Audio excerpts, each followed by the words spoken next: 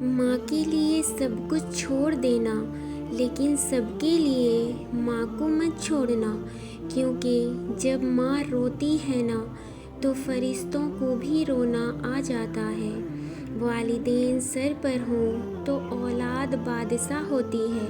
اللہ سلامت رکھے سب کی بادشاہی۔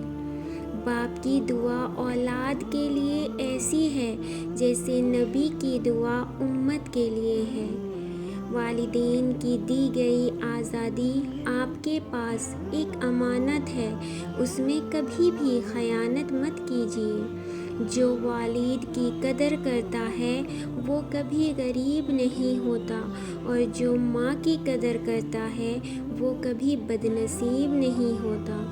زندگی میں بس اتنی دعا مانگ لیں کہ کوئی گھر والدین کے بغیر نہ ہو۔ ماؤں کی ضرورت زندگی میں کبھی ختم نہیں ہوتی۔ ان کی محبت زندگی میں آکسیجن کی طرح ہوتی ہے، جس کی ضرورت آخری سانس تک رہتی ہے، اور جب یہ نہیں رہتی تو ان کی ضرورت زیادہ سے زیادہ بڑھ جاتی ہے۔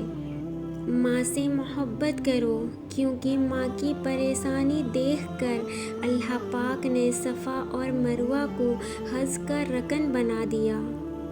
بازار میں تو سب کچھ مل جاتا ہے، لیکن ماں جیسی جنت اور باپ جیسا سایہ کہیں اور کبھی بھی نہیں ملتا۔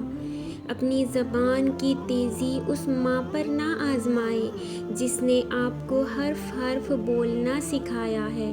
رسول اللہ صلی اللہ علیہ وسلم کا ارشاد ہے، اللہ نے تم پر ماؤں کی نافرمانی اور بدسلوکی کو حرام کر دیا ہے۔ کیا پتہ ہے آپ کو، زندگی کی کتاب میں سب سے خوبصورت پنا امی ابو کی محبت، ان کی ڈانٹ اور ان کی پھٹکار ہی ہوتی ہے۔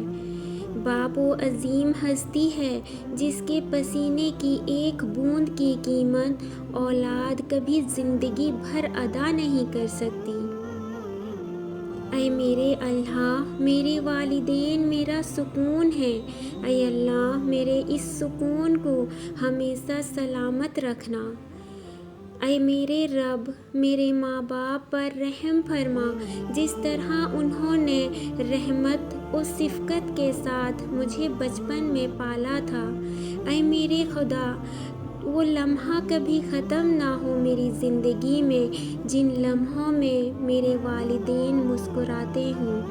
جب بھی ماں پر نظر پڑتی ہے تو احساس ہوتا ہے کہ ابھی بھی دنیا میں محبت باقی ہے۔